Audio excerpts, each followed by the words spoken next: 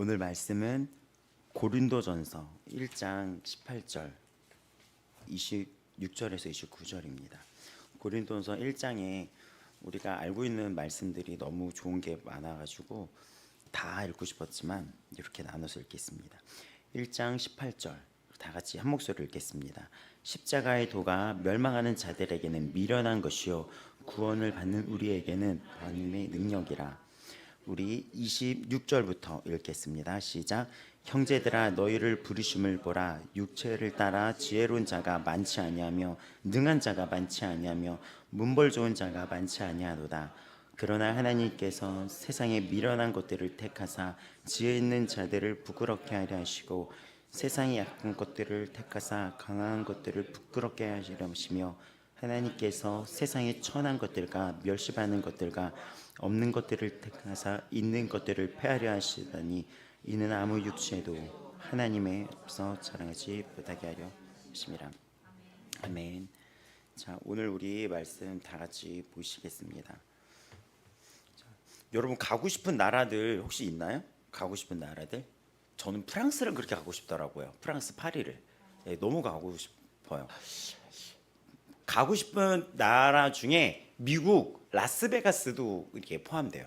근데 거기 환락의 도시라고 얘기하거든요. 가보셨다 그러는데 진짜 화려하대요. 전 프랑스가 예술적인 문화, 그 소설도 프랑스 소설도 너무 좋은 게 그 예술들 저한테 영향을 준 게 프랑스 문학이 몇 개가 있었거든요. 그 예술을 되게 좋아하는데 목사님은 뷔페 진짜 맛있어. 뷔페 거의 진짜 거짓말 안 하고 매일 먹었어 막 이랬다는 거예요. 근데 또 그 뭐 카지노에 있죠, 뭐 파친코라고 하나요? 파친코를 띵 긁는 것부터 시작해서 또 룰렛 막 이런 거 막 되게 던지는 거 주사위 던지고 되게 화려하고 즐길 거리가 많대요. 일학 뭐 천금이라고 하나요? 그렇게 한꺼번에 하늘에서 떨어진 돈이다 해가지고 그런 걸 노리죠. 근데 왜 이런 걸 얘기하냐면 당시 고린도가 많은 자들이 가고 싶었고 화려했고 그런 일확천금이라고 하는 하늘에서 떨어지는 돈을 추구했던 곳이 이곳이었어요. 그래서 결핍된 자들이 모였던 도시가 여기였어요. 줄리어스 시저라는 황제의 이름 들어보셨나요? 줄리어스 시저. 그 황제가 재건을 했었어요. 로마의 한 몬비우스라고 하는 장군에서 파괴됐었는데 거기를 줄리어스 시저가 재건했어요. 재건하면 어떻게 됩니까? 새로운 땅, 개척 땅이잖아요. 그러니까 많은 자들이 욕망을 가지고 고린도 드림이라고 해가지고 모여든 곳이었어요. 근데 이들은 상대적인 결핍이 있었기 때문에 상대적으로 꿈을 꿨겠죠. 그러니까 결핍에 있는 상태에서 달려든 곳이 여기였어요. 그리고 여기는 디올코스라고 하는 길이 있었는데 그게 뭐냐, 거기 항구 도시였는데 이 배를 이쪽으로 가려면 이 거친 해협을 돌아서 가야지 되는데 그게 너무 번거로운 거죠. 그래서 이 사람들이 어떻게 했는지 알아요? 배를 육지로 끌어들어왔어요. 그 모습을 재현한 유튜브 영상이 있어요. 철도끼를 내서 그걸 끌어들였어요. 혹시 그 장면 있나요? 저런 식으로 해서 그 대박이었었어요. 고린도가 얼마 정도 어느 정도 화려했냐를 좀 이해시키기 위해서 제가 Ήταν ένα από τα πιο εντυπωσιακά τεχνολογικά επιτεύγματα της αρχαίας Ελλάδας. Ένας αρχαίος διάδρομος μεταφοράς πλοίων. χιλιάδες χρόνια πριν την κατασκευή της διόρυγας της Κορίνθου. 여기를 돌아가야 되잖아요. 저 해협을. 근데 저 가운데를 뚫어버린 거예요. 길로. 저런 사이들을. από το 저 Σαρακικό στον 해협을. Κορινθιακό κόλπο. 그래서 Έτσι, 이렇게 τα πλοία 이렇게 απέφευγαν τον 했습니다. επικίνδυνο περίπλου της Πελοποννήσου και εξοικονομούσαν 디오코스예요. μέρες ταξιδιού. 이런 식으로 χρησιμοποιούνταν από τον 7ο 끌고 αιώνα π.Χ. 배를 και 저 가운데 εξυπηρετούσαν 끌고 τόσο 갔어요. εμπορικούς στόλους 근데 όσο 저 και 배를 끌고 στρατιωτικές 가면서 αποστολές. Το 사람들이 πλοίο 목도 σε 말르고 막 τροφιά 이럴 τη 텐데 βάση και 그 σέρνονταν 주위에 από 이제는 상점들 Ήταν ένα 막 έργο 이런 것들 προχωρημένο για 저런 την εποχή 식으로 του, 요게 που 제일 έδειχνε 맞는 πως οι 그림인 것 αρχαίοι 같아요. Έλληνες δεν αρκούνταν στη 이렇게 θεωρία. 바다에서 Έβαζαν τη μηχανική στην υπηρεσία του εμπορίου και του πολέμου. 당시의 이 αποδεικνύει πως η 기술력을 καινοτομία 보여주는 δεν είναι 한 μοντέρνα λέξη. 단면입니다. Στην αρχαία ιστορία, όπως πρέπει. 철길을 내서 밀고 막 이랬던 거예요. 대박이죠. 예, 요 당시에 이 부분들이 너무나 유명했었어요. 이 디올코스가. 그래서 지금 이 그리스에 있거든요. 여기가 그리스 여기 만약에 성지순례 이쪽에 이 고린도 쪽 지역으로 가잖아요. 그러면 실제 요 터가 이렇게 있대요. 그래서 그 정도로 하면 이 도시가 얼마나 당시의 기준으로 상인들도 많고 또 해방된 노예들이 신분 상승을 꿈꾸면서 몰려들기 시작합니다. 폐역 군인들도 있었어요. 모든 욕망이 모여 있는 곳이 여기였어요. 그러다 보니까 자연스럽게 돈도 거래가 왕성했지만 문란하게 됐고 화려했지만 결핍은 점점 심해졌고 빈부격차는 더 심해졌겠죠. 어찌 보면 오늘날 우리의 모습과도 같아요. 그래서 결핍이 모여있는 곳이었습니다. 결핍된 욕망들이. 근데 이 결핍된 욕망들이 있는 곳에 그리스도의 복음이 전파된 것이 이 고린도 교회였어요. 그래서 교회에는 많은 어떤 결핍과 성공을 꿈꿨던 자들이 모여들기도 했었어요. 당시에는 인기 있는 게 뭐였냐면 그리스 철학이 되게 인기가 있었는데, 그리스 철학 너무나 유명하잖아요. 여러분 뭐 소크라테스다, 뭐 플라톤이다, 아리스토텔레스다 한 번쯤은 들어보셨죠? 그런 어떤 철학이 꼽히던 곳이었기 때문에 말을 잘하거나 이러면 또 스타가 됐었어요. 그렇기 때문에 이 사람은 신분 상승을 위해서 그런 자들이 있으면 거기 앞에 줄을 서기 마련이었죠. 이 배경을 알아야지 고린도 교회가 왜 파가 갈렸는지를 조금 이해하게 되는 거예요. 그런 면에서 아볼로라는 자가 등장을 했는데, 이 자는 설교를 정말 뭐라고 얘기할까요? 기똥차게 진짜 기가 막히게 잘했던 달변가였어요. 그러니까 어느 정도는지 한번 듣고 싶어요. 근데 바울은 나중에 서신에 밝혀지겠지만, 바울은 편지에는 서신에는 글에는 잘하지만 말에는 어눌했던 거예요. 바울이 설교하면 예를 들면 막 졸고 뭐 이러고 맞아. 그것도 그런 이유가 아닐 거라고 생각해요. 바울이 설교할 때 누가 졸다가 떨어져 죽었었거든요. 근데 그게 여러 가지 설이 있는데, 바울의 그 언변이 사람을 사로잡지 못했던 것은 성경적인 사실이고 본인도 밝혔기 때문일 수도 있고, 또 하나는 그 많은 그 모여있는 곳에서 당시에는 전기가 아니라 등불로 피잖아요. 생각해보세요. 사람 가득 찬 곳에서 그 등불 하면, 불로만 하면 이 산소가 어떻게 되죠? 그것 때문에도 더 졸음이 왔다. 여러 가지 설이 있어요. 그 사람이 졸음에 대해서도 분석을 막 해요. 근데 그 중에 하나가 그거 맞아요.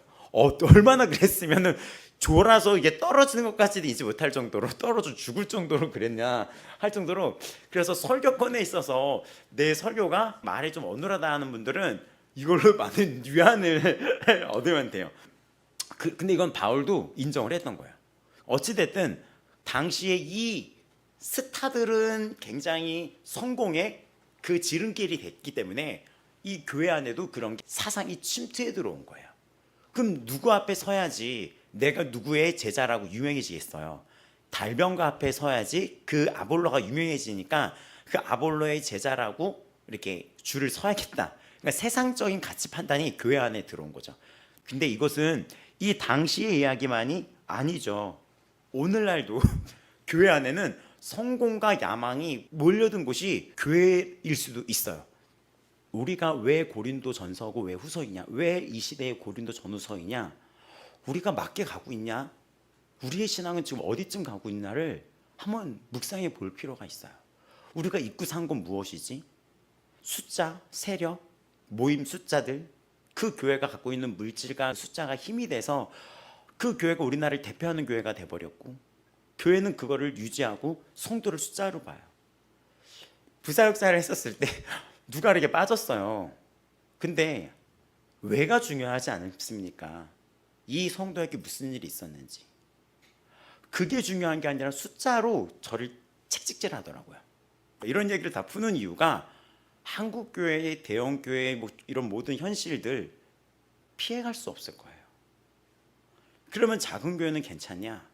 또 그렇지만도 않죠. 우리는 항상 지금 어디 앞에 있는지를 묵상해 봐야지 되는 부분입니다. 이런 배경을 알아야지 왜 고린도 교회 안에 이런 어떤 배경이 펼쳐졌는지, 왜 아볼로파다, 베드로다 이런 일들이 왜 펼쳐지고 있는지를 여러분이 아실 수 있을 거예요. 이런 와중에 세상적인 가치관이 교회로 흘러들어왔거든요. 그래서 이것을 하면 성공한다, 저것을 하면 돈을 번다, 아니면 저렇게 하면 지혜로워진다. 강연이 열리면 다 몰려드는 거예요. 지금도 무슨 강연하면 다 몰려드는 것처럼 이 당시엔 수사학, 말로 하는 수사학이 굉장히 발전돼서 누가 강연하는데 저 강연하면 지혜로워진다. 지금도 다를 바 없거든요. 여러분 교회에 이 앉아있는 자리보다 세상 강연 자리가 더 예약 잡기 힘든 거 아세요?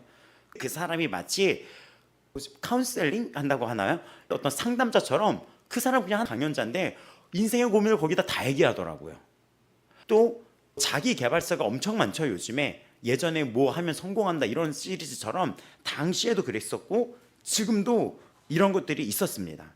근데 여기에 십자가의 도라고 하는 것은 무엇이냐면 오늘 읽었던 우리 말씀에 십자가의 도라고 했죠. 이것이 헬라어로 보면 로고스예요. 로고스. 그러니까 말씀이에요. 말씀. 당시 사람들한테 하나님의 말씀을 전한다는 것은 굉장히 미련하게 보였습니다. 왜냐하면 당시에 예수 그리스도에 대해서 알려졌는데 그 예수님을 미련하다고 봤어요. 미련하다고. 예수님이 신인데 신이 어떻게 죽어? 그래서 십자가의 도라고 하는 이 말씀을 당시에 그 철학이 만연했던 시기에서 그 로고스라는 언어는 하나님의 말씀을 이 성경에서 로고스라는 것을 그대로 따온 건 뭐냐면 이 로고스라는 언어는 당시 사람들 앞에서 철학들을 얘기할 때도 로고스라고 얘기했어요. 세상 사람들은 소크라테스가 진리다, 아리스토텔레스가 진리다, 플라톤이 진리다. 소크라테스 말 우리나라에서 제일 많이 알려진 거 뭐죠? 너 자신을 알아. 사람들이 그 말씀이 진짜로 알았고 악법도 법이다 이런 거 소크라테스가 말했거든요. 그 자를 막 찬양했었어요. 근데 그때 이 로고스라는 단어를 바울이 따오면서 진짜 로고스가 이 성경이 갖고 오면서 진짜 로고스는 예수님이야. 그거를 당시 엄청 파격적으로 전한 거죠. 그러면 예수님의 그 말씀이 무엇이냐 한번 드러나 보자 했는데 예수님의 이야기를 쫙 펼쳤어. 와 이게 듣다가 근데 결말이 어떻게 돼요? 예수님이 그러다가 십자가에 죽었대. 이러니까 근데 죽은 이유가 우리들 때문이었대. 그래서 그 예수 그리스도의 이 십자가의 도 말씀을 미련하다라는 언어로 모리아라고 하는 미련하다라고 했어요. 근데 그걸 갖고 우리는 예수 그리스도의 사랑이었다라고 얘기했더니 사람들이 미련한 사랑이네 라고 그때부터 말이 붙여진 거예요. 이 배경을 알면은 우리가 왜 이들의 미련하다는 말이 퍼졌는지 이해가 될 거예요. 그 당시에 사람들이 그래서 이것이 사랑이었어 라고 했더니 야 무슨 사랑이 그렇게 멍청하고 바보 같냐? 참 너희들도 미련하다라고 하면서 미련한 사랑이라는 말에 그리스도가 붙여졌습니다. 그래서 여기 나왔던 모리아라는 그 뜻이 바보 천지를 말하거든요. 참 바보다. 바보다. 죽었다며. 근데 그분이 살았어 라고 얘기를 했거든요. 어딨어? 이렇게 돼버린 거예요. 그걸 믿어? 그 살아나신 걸 믿어? 지금도 어때요? 이 질문은 똑같죠. 그래서 우리 교회 다니는 분들을 미련하다고 보는 거예요. 근데 결코 아니다 라고 하면서 이 말씀은 엄청 핵심적인 걸 알립니다. 그건 우리의 능력이다. 근데 그 능력은 디나미스라고 여기 써져 있어요. 디나미스가 뭐죠? 다이너마이트의 어원이 이 디나미스에서 나온 거예요. 이 다이너마이트가 뭐죠? 한 블록 전체를 폭파시킬 만한 능력이 있는 폭탄이잖아요. 다이너마이트 들어봤죠? 이 그리스도의 십자가는 이 사랑은 미련하고 멍청하고 우리가 바보가 아니라 그 사랑은 폭발적인 능력이 있다라고 선언을 하면서 당시에 이 잘못된 진리에 대항하고 선포하는 엄청난 말이 이 말씀이었습니다. 우리에게도 지금은 사람들이 그렇게 이야기할 때가 있어요. 어떻게 얘기합니까? 교회 다니는 거 이해 못해. 교회 다니는 거 이해 못해. 왜냐하면 많은 것들을 세상의 기준에서 그 많은 것들을 봤을 때 기준과 너무 다르거든요. 그거 이해 못한다고. 그래서 참 미련하긴 이렇게 얘기를 해요. 미련하긴. 왜냐하면 비웃잖아요. 근데 오늘 여러분 세상에서 과연 비웃음을 받고 있는 사람인지를 역으로 묵상해 봐야 돼요. 여러분이 예수 그리스도의 십자가로 인하여 비웃음을 받은 적이 있다면 맡겨가고 있다는 것입니다. 교회 다니면서 멍청하고 미련하고 이해가 안 돼라고 했다면 여러분 맡겨가고 있는 거예요. 그 소리를 들어야지 됩니다. 왜냐? 성경 이 말씀대로라면 거기서 능력이 나오는 것입니다. 거기서 능력이 나와요. 오늘 읽진 않았지만 22절에서 24절 쭉 보게 되면 당시의 유대인들은 표적을 구하고 헬라인들은 지혜를 찾았다고 얘기를 합니다. 22절에 나와 있죠. 이 당시의 분위기가 뭐냐면 유대인들은 예수님이 그렇게 했다면 너희들도 표적을 보여봐. 그러다 보니까 여기가 은사에 집중하기 시작한 거예요. 은사에. 보여봐. 그래서 은사에 집중하기 시작했는데 보이면 또 보여달라는 거예요. 근데 안 나타나면 실망을 하는 거예요. 그리고 또 헬라인들은 논리적으로 지식적으로 이걸 이해를 시켜봐. 근데 이 질문은 오늘날도 한국 교회가 직면하고 있는 문제예요. 표적을 구할 때가 굉장히 많아요. 예수 그리스도를 믿는 지금 이 기독교를 표적으로만 너무 생각할 때가 있어요. 예를 들어서 형상, 방언, 병고침, 신비한 체험으로만 자꾸 제안을 할 때가 있어요. 근데 당시에도 표적을 구하라 하면서 은사에 집중된 게 고린도 교회였었어요. 또 심지어는 지금의 이런 것들은 교회를 기복신앙적인 걸로 알리게 됐죠. 예수 믿으면 다 잘되고 부자 되고 예수 믿으면 다 낫는다. 제가 아까 말씀 들어가기 전에 예시를 들었는데 교통사고가 났는데 타타닥 했는데 그분들 다 죽었다고 하더라고요. 근데 이분은 살았잖아요. 근데 그 순간 모두 다 사는 일만 있을까요? 그리스도인들도 사고를 당할 수 있다는 거예요. 그렇죠? 모든 병이 다 나을까요? 아니죠. 성경의 그 예시가 뭐냐면 베드로는 옥에 갇혔을 때 그 옥문을 열어서 베드로를 풀려나게 했죠. 근데 야고보는 죽었거든요. 그건 우리가 알 수가 없어요. 근데 야고보가 죽은 걸 갖고 하나님을 원망할 수가 없어요. 야고보를 살려달라고 기도를 하면 야고보가 승진을 낼 수 있어요. 천국에 있는데 빨리 다시 내려오라고. 그러니까 야고보한테 뭐가 좋을지도 생각해 보셔야 돼. 그 부분이 그 사람한테. 근데 이 얘기 속에 우리는 이런 표적적인 거, 능력적인 것이 자꾸 어떤 쪽으로 가냐면 예수 믿으면 어떻게 된다 이런 모든 설교의 방향이 그것이 이루어지지 않을 때는 교회의 신앙에서 무너지게 됩니다.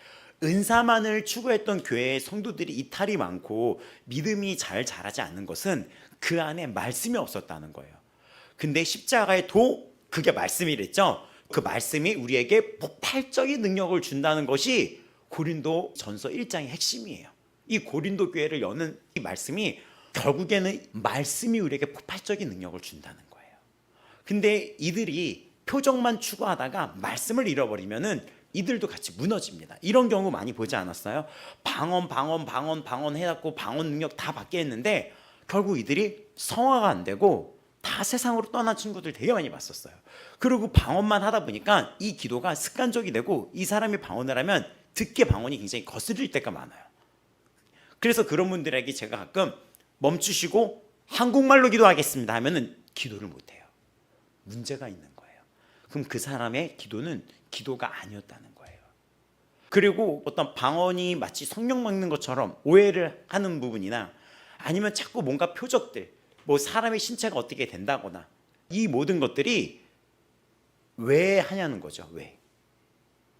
그래서 많은 분들의 신앙이 자라지 못하고 그것의 표적이 일어나지 않았을 경우에 무너지게 됩니다.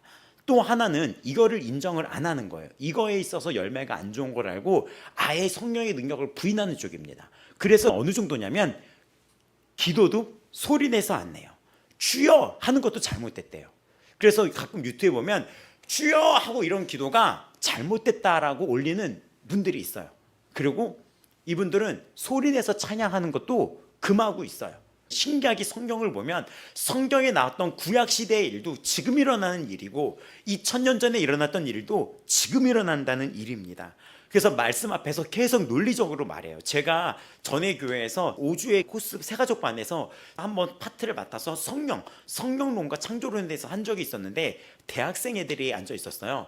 와, 그때 대학생 애들한테 엄청난 반발과 그런 게 엄청 많았어요. 제 전화번호를 알려달래요. 근데 그 번호를 가지고 그때부터 한 몇 주 동안 하나씩 따지기 시작하는데 어떻게 창조론이 맞는지 증명해 볼 수 있냐고. 그거를 논리적으로 계속 얘기하는 거예요. 계속.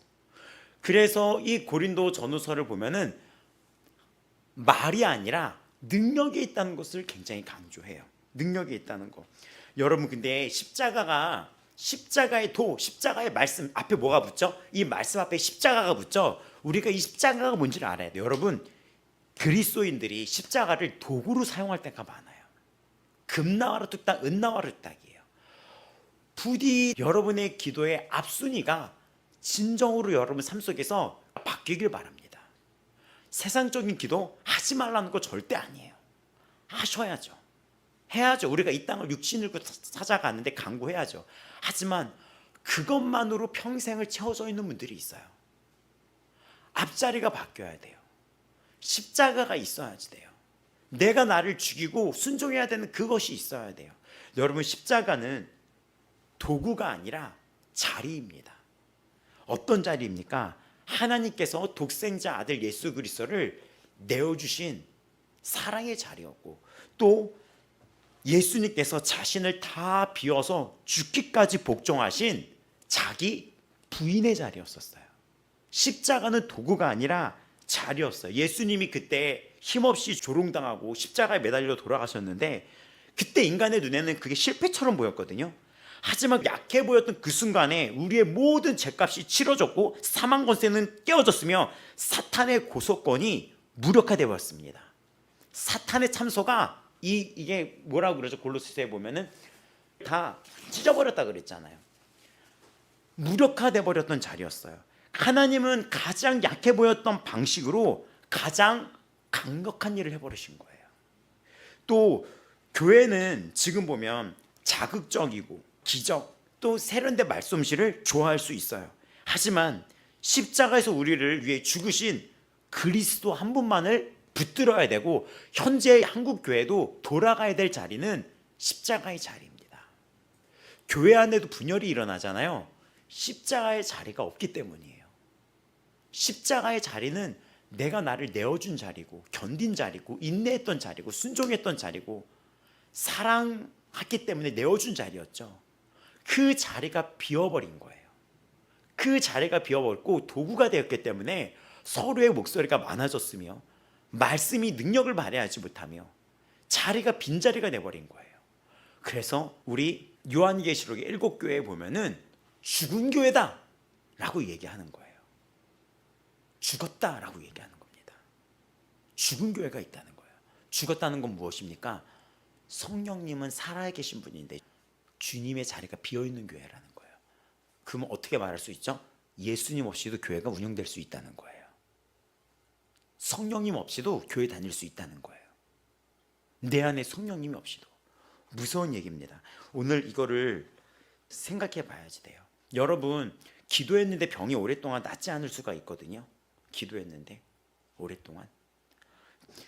이랬을 때 정말 마음속에서 주님이 함께 하실까? 라고 생각할 때가 있어요. 내가 원하는 것들을 찾았을 때 그 원하는 것을 주께서 주시 않는다면 그 자리를 이탈해 버립니다. 그 자리를 이탈해 버려요. 여러분, 주일날도 자리를 지키고 있다는 거 정말 어려운 건지 알고 있어요? 이 자리 지키는 거. 직장 생활하면서 이 자리 지키는 거 수없이 싸워야지 돼요. 학생들 지금 대학교 아직 안 갔지만 그때부터 이제 본격적으로 싸울 거예요. 와, 저 연극영화과 들어갔을 때 그때부터 교회 다니는 걸 싫어하는 교수님이 있었는데 일부러 더 심하게 해. 2, 3시에 모이는데 왜 9시까지 오라고 하냐고. 왜? 알고 봤더니 겨냥을 했더라고. 너무 힘들어졌어요. 정말 이 자리를 지키면서 싸워나가는 거 쉽지가 않아요. 직장 생활은 어떻습니까? 주일날 모임 갖는 거 굉장히 많아요. 이거 정말 힘들어요. 또 요즘 어떻죠? 상인들, 장사를 하시는 분들은 주일을 놓치기가 힘들어요. 제가 어떤 청년들을 1대1로 양육을 했는데 가끔 저를 허탈하게 만드는 게 무엇이냐면, 이 친구가 어떤 이렇게 일을 해요. 근데 그게 장사 같은 거예요. 근데 주일날도 하는데 이 친구가 교회를 안 다니는 거예요. 왜 안 다니냐 했더니 주일날이 돈이 제일 많이 번대요. 그럼 제가 이게 수년 동안 이게 흔들리는 거예요. 이 사역자로서. 내가 정확히 얘기 안 했나? 그 다시 얘기를 했죠. 목사님이 바라는 게 뭐겠니? 내가 너에게 바라는 게 뭐겠니? 어떤 상황에도 그리스도 예수 안에 있고 예수님을 택하는 거 이거 하나뿐이 없지 않겠니? 여러분, 십자가의 자리가 어려운 것이 아니라 현실적으로 주일날 이 자리 지키는 것 쉽지 않아요. 코로나 때 이 자리가 무너진 거잖아요. 이 자리가 추상적인 개념이 아니에요, 여러분. 코로나 때 한국 성도에 100만 명이 없어졌대잖아요. 말이 돼요? 믿겨져요? 여러분, 그런 얘기 많이 듣지 않아요? 코로나 전까지는 다니다가 코로나 이후에는 교회 못 찾았다? 너무 많아요. 너무 많아요. 자리를 지키는 것 정말 중요합니다. 코로나 때 그 자리가 이탈된 성도들이 회복이 안 되는 거예요. 약해 보이는 능력, 어리석어 보이는 지혜가 아무도 보지 않아도 그 자리가 능력이었다는 거예요. 코로나 때 여러분이 어떻게 예배드리는지 아무도 보지 않아도 그 자리를 지키는 것이 결국 구원의 능력이고 성령의 능력이었고 여러분이 하나님의 자녀로서 능력 발휘해서 살아가는 거였던 거예요. 거창한 게 아니었습니다. 그리고 우리가 구별되게 살아갔을 때 그 자리를 지켰을 때 세상은 그때서야 우리를 어떻게 보는지 알아요? 뭐라는지 알아요? 그들이 쟤 진짜구나. 쟤는 진짜 믿는구나. 이런 얘기 들어본 적 있나요? 너는 좀 다르네. 근데 또 어떤 사람은 얘도 교회 다녀. 이런 얘기 들어본 적 있습니까? 술자리에서 이런 부분들.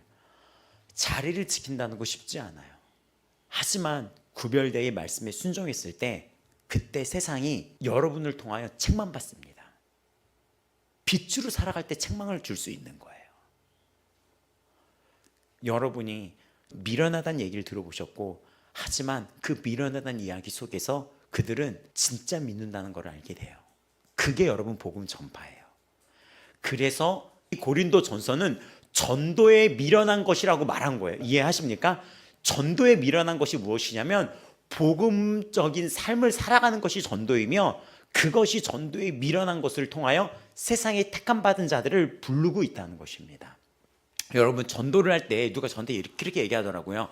세상적인 역사적인 사실을 많이 하면 조금 다음 세대가 더 알아듣기 편하지 않겠냐. 물론 도움돼요. 세상이 BC와 AD로 나눈 기준이 예수님 오시기 전과 후예요. 하지만 그들이 그렇다고 예수를 믿지는 않더라고요.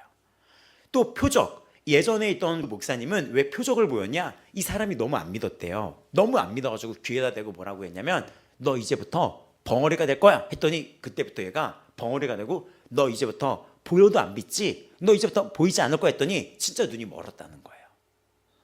근데 표적을 해도 안 믿는 사람은 안 믿더라고요.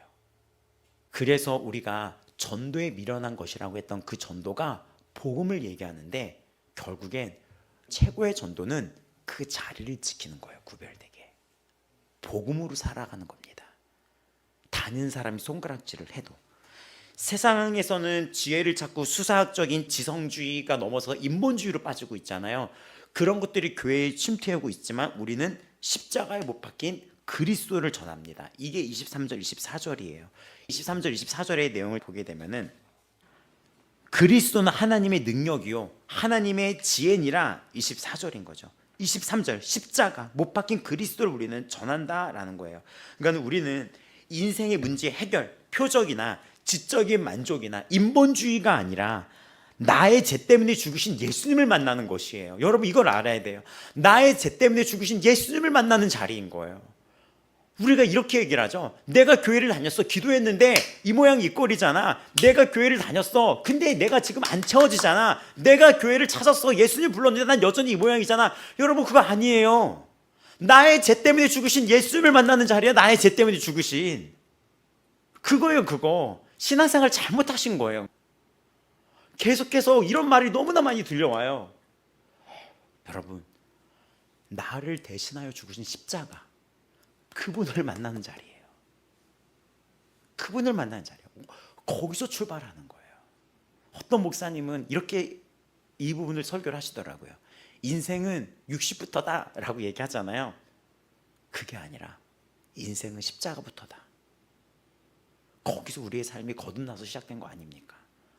하루의 시작을 그 십자가의 묵상으로 시작을 하셔야 돼요. 그 십자가의 묵상으로 시작한 여러분은 결국 영광의 부활체로 들어가게 되는 거예요. 그것이 우리의 신앙을 지탱하는 십자가의 자리. 여러분 찬양 중에 우리 지사님 그 찬양 좋아하는데 거기 너 있었는가 그때에 가슴 저리는 찬양 있잖아요. 지사님은 그 찬양만 들으면 우시더라고요. 왜 그런가 봤더니 알면서도 안 되는 나 사랑하고 용서해야지 되는데 여전히 미울 때가 있고 여전히 용서 안 됐는데 이 찬양을 묻는 거야. 너 그 자리에 있냐고. 너 그 자리에 같이 못 박혔냐고. 그게 너무나 눈물이 난다는 거야. 나 아직도 그렇게 안 됐는데. 그 십자가의 묵상 여러분 거기 너 있었는가 그때 그 찬양 정말 기억나지 않습니까? 여러분 잘못 가고 있어요. 교회들이 인본주의로 들어가고 있어요. 인본주의.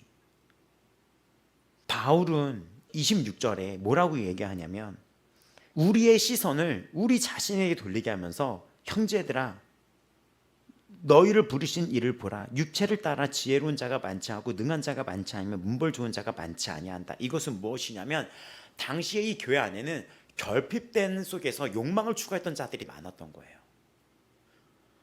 해방된 노예들이 많았거든요. 당시 이 고린도 지역은 새로운 출발을 꿈꾸기 위해서. 그러니까 이분은 신분에 대한 결핍이 있었어요. 귀족 신분에 대한. 태역 군인들 또 어떤 상인들 이분들은 각자 삶에 대한 결핍이 있었어요. 신분, 출신, 배경, 스펙에 대한 그런 결핍이 있었습니다. 근데 지금도 그런 결핍들이 모여있는 곳이 교회라는 안타까운 이야기가 들어요. 어떤 결핍? 내가 사자 돌림 있는 자들을 지인으로 두고 싶은 결핍, 나의 학력을 채우고 싶은 결핍, 나의 물질적인 발판을 삼고자 대형교를 택하는 결핍, 결혼 상대에 더 잘난 스펙, 신앙도 있었으면 좋겠어. 근데 신앙이 1순위가 아니에요. 그분들 보면은 외모와 키와 또 이 모든 물질적인 것들이 나의 우선순위가 되고 하지만 신앙도 있어야 돼. 이거는 천과 상이 돼버린 거예요. 그 모든 욕망의 결핍이 모여진 곳이 교회가 되면 안 되는 것입니다. 근데 하나님은 준비된 내가 아니라 결핍된 나를 택했고 준비된 내가 아니라 채워진 내가 아니라 결핍된 나를 대신해서 죽으신 거예요. 그러니까 지금 주님은 결핍된 상태인 나를 부르고 계신 거예요. 그래서 그게 이 마지막에 이 모든 것을 뒤집어 버립니다. 세상의 기준에서 자경미달인 우리를 부른 거예요. 이것이 은혜예요.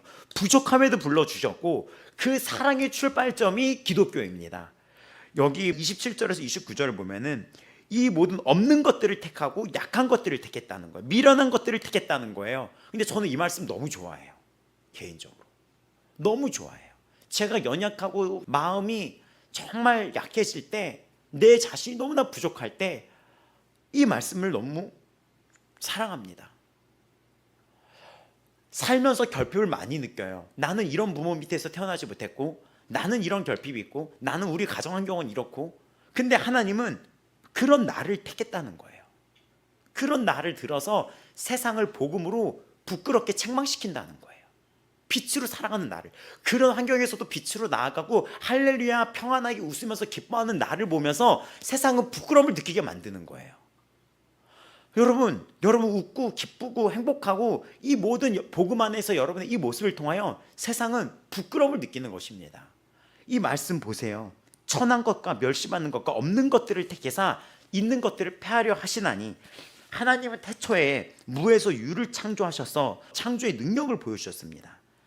아무것도 아닌 존재, nothing, 아무것도 아닌 나를 택해서 나를 대단한 존재라고 여기시는 분이 하나님이에요.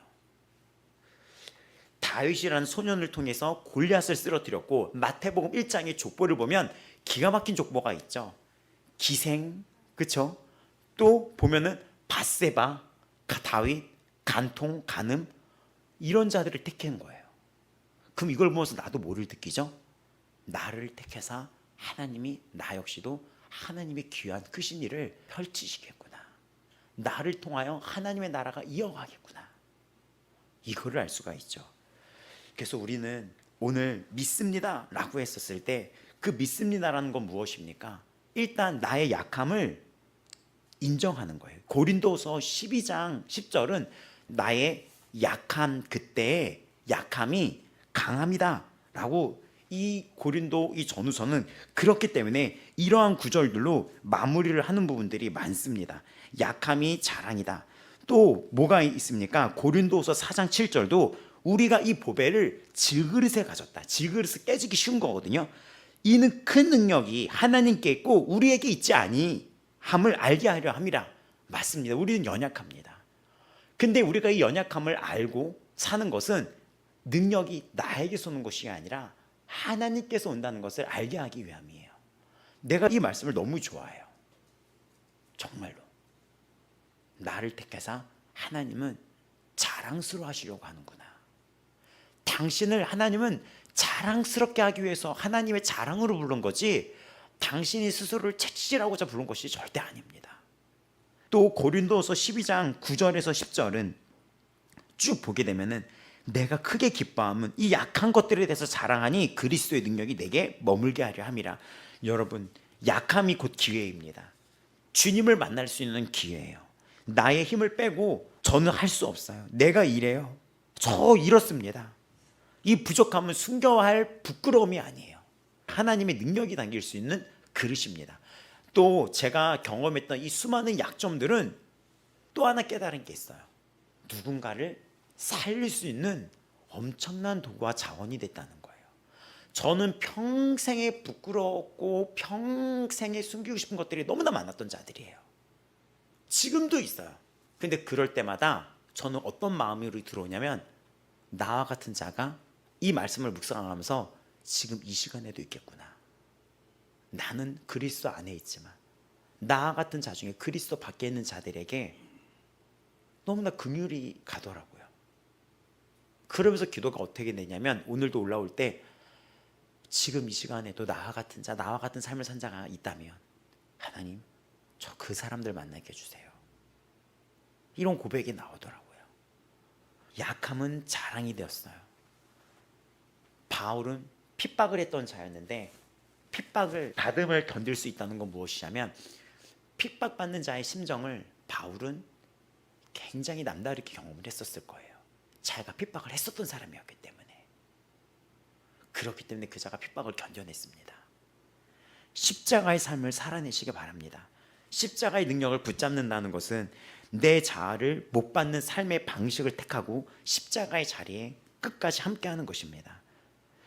누가 나를 공격할 때 보복할 힘이 있지만 우리 성령의 9가지 열매 중에 그를 용서하고 분노를 유발하는 것을 그 도화선을 길게 늘어뜨리고 높은 자리에 갈 수도 있지만 섬김의 자리에서 내가 누군가를 그 높음의 자리를 섬김의 자리로 바꿔나가고 세상은 알 수 없지만 우리의 강함은 이렇습니다. 세상은 남을 짓밟고 올라가는 걸 힘이라고 여기하지만 우리는 성경은 희생하고 남을 살리는 것을 능력이라고 말씀합니다. 나는 죽고 예수로 사는 삶을 선택할 때 세상이 감당할 수 없는 능력을 경험하게 됩니다. 자, 우리 결론입니다. 29절, 이는 아무 육체도 하나님 앞에서 자랑하지 못하게 하려 하심이라. 우리가 지혜나 능력으로 구원을 받았다면 천국은 자기 자랑으로 시끄러운 곳이 되었을 것입니다. 그러나 구원은 전적으로 하나님께로부터 왔습니다. 십자가는 인간의 모든 자랑을 충족시켰습니다. 이번 주도 우리는 사랑합니다. 우리 너무나 사랑하고 아끼는 성도 여러분, 표적을 쫓는 신비주의나 지혜를 쫓는 이성주의, 또 지금 현재 교회를 위협하는 인본주의에 빠지지 말고 그것은 십자가를 헛되게 하는 것이라는 것을 기억하시기 바랍니다. 세상이 여러분을 미련하고 약하다고 평가할 때 낙심하지 말고 기뻐하시기 바랍니다. 하나님은 바로 그 약함을 통해 하나님의 강함을 드러내시기 원합니다. 나의 연약함을 인정하고 주님께 기댈 때 임하는 능력, 자존심을 버리고 십자가의 길을 걸을 때 주어지는 하늘의 위로가 여러분과 함께하기를 바랍니다. 우리의 어떠함이 아니라 우리의 택하신 하나님의 은혜만을 자랑하는 저와 여러분이 되기를 주님의 이름으로 축원합니다.